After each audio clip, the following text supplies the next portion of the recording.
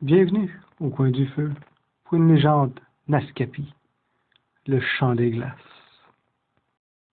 Il y a parfois des légendes qui ne sont pas faites pour toutes les oreilles, ceux que les enfants ne doivent pas entendre, et que seuls les braves peuvent entendre et bien comprendre.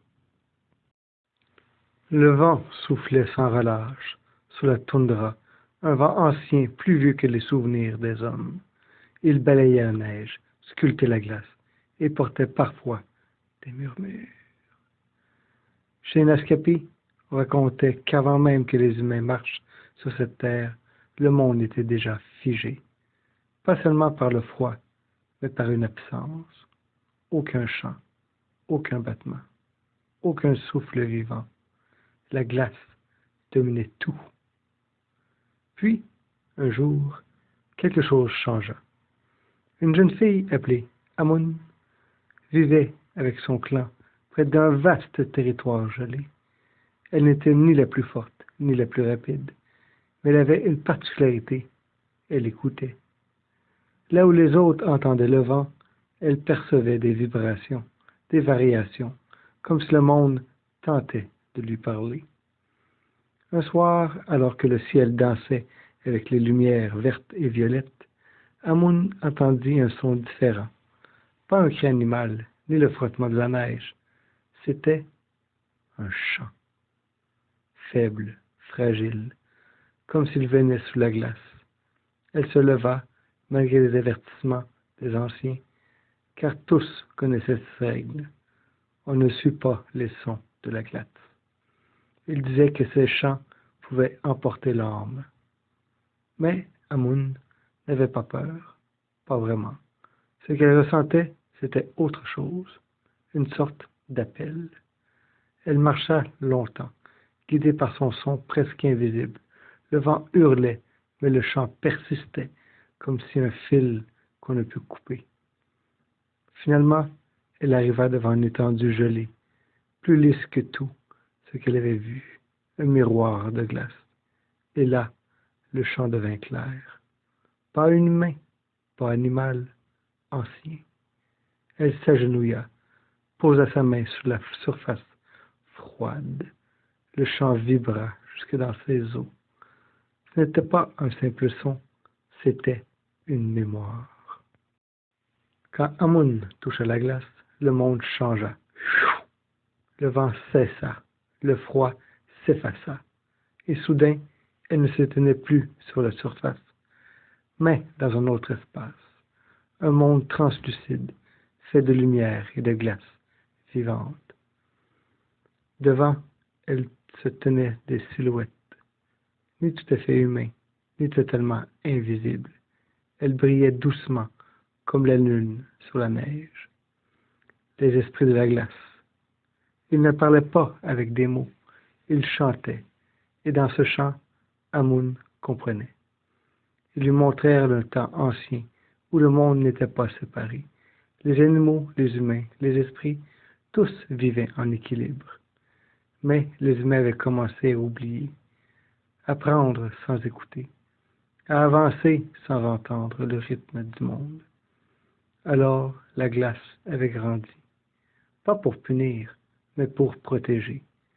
Le chant qu'elle entendait, c'était leur voix, un appel, un rappel.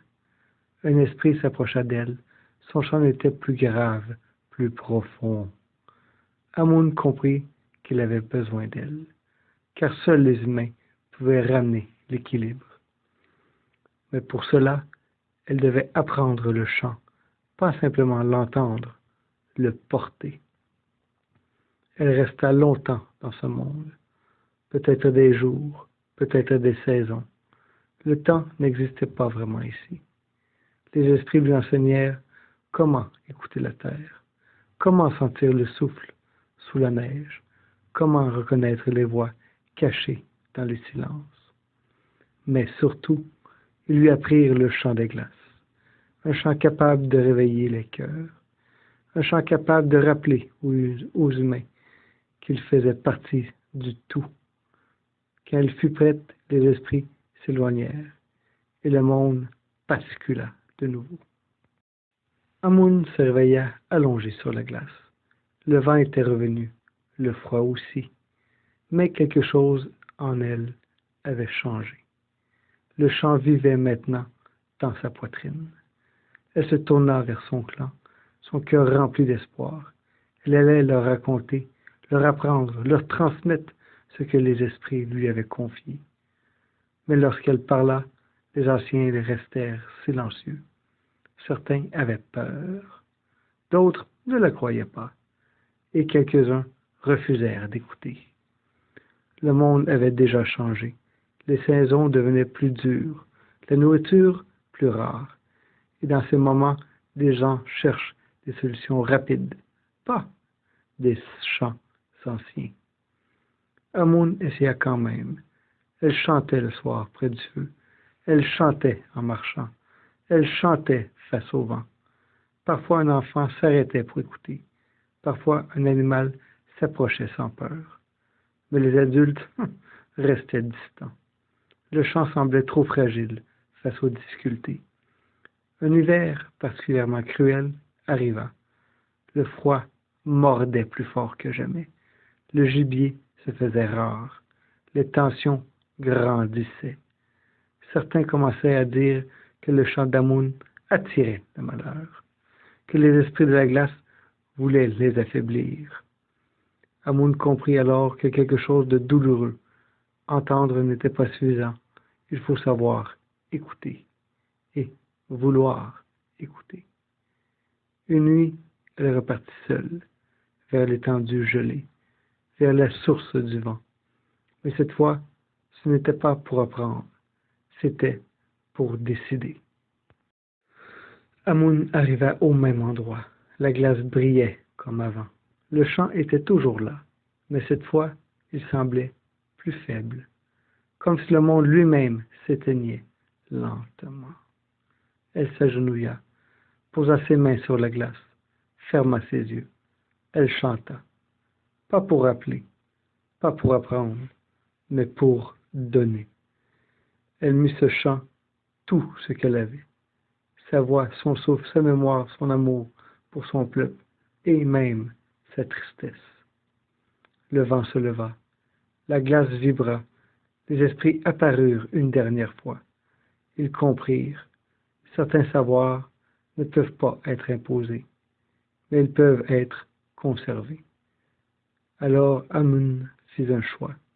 Elle laissa le champ traverser complètement, et peu à peu, son corps devint lumière, puis glace, puis silence.